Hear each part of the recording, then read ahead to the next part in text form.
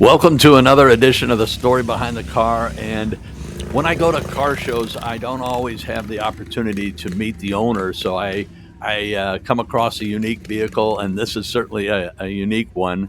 This old school bus, and this I shot this at Rustoberfest in October, and again, nobody was around, so I couldn't talk to whoever.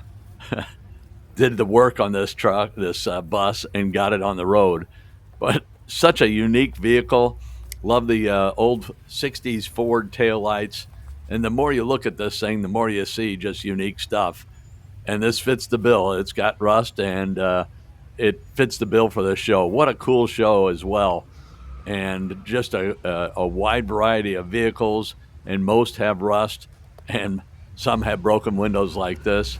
You can see the exhaust. It's probably a modern chassis that they put underneath this, but just a cool bus, and I hope you enjoy it.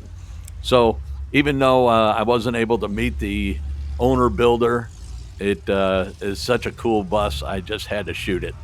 So I hope you enjoyed it as much as I enjoyed shooting it and bringing it to you. And it's definitely a summer bus because with all the broken windows, it would get cold. Thanks again.